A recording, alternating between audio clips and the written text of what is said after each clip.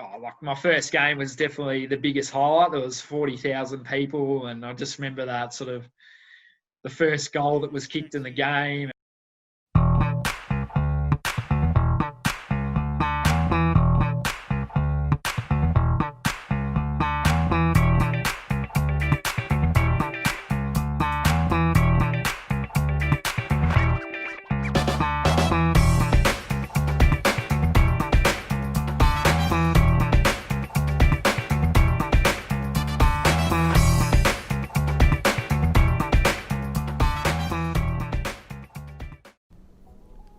This is Cameron Dore, an up-and-coming AFL umpire who's made his way through the ranks and into the big leagues.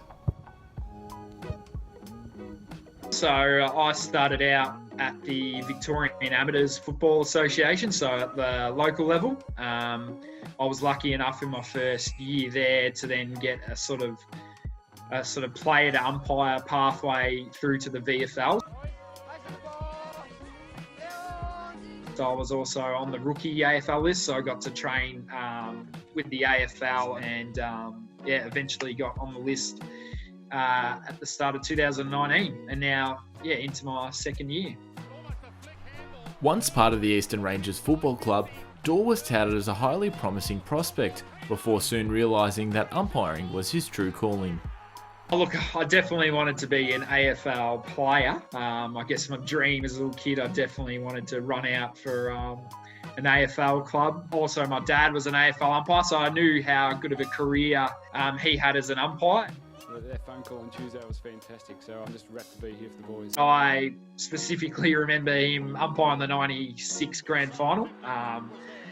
And I remember being in the forward pocket and he waved to me before the game. That's sort of probably the only memory of it. But I guess, looking back on that, it's just what an achievement to being the best three umpires in the land, and being on that last day in September, umpiring the biggest sort of sporting event in Australia. So it was a very proud moment that I remember, and it's definitely something that I want to aspire to, and hopefully can one day down the track also umpire in finals and grand finals.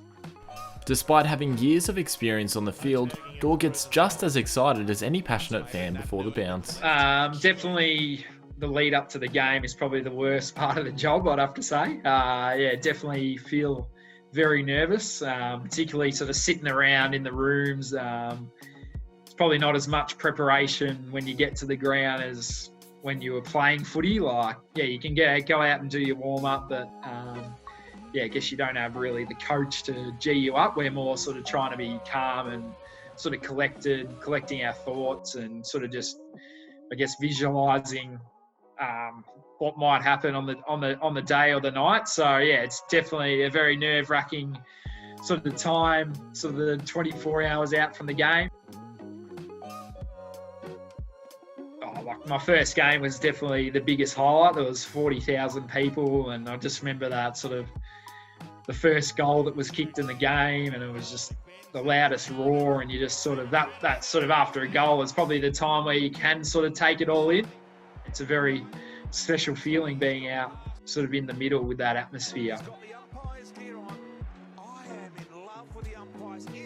I'll definitely encourage kids to take it up because it's given me some great opportunities. I've been able to travel all around Australia to umpire. I've even travelled overseas to China to sit the bench for that game.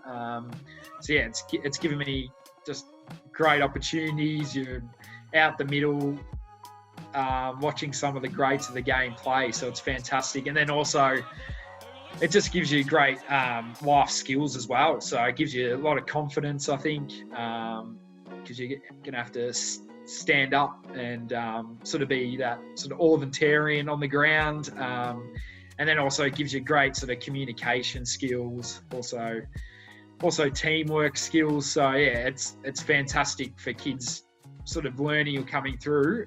It gives you fantastic just life skills in general as well. I'll definitely tell kids to take it up. Next time on the new 9 to 5. You can also notice a dispersion so that's when we'll actually shatter the pigment.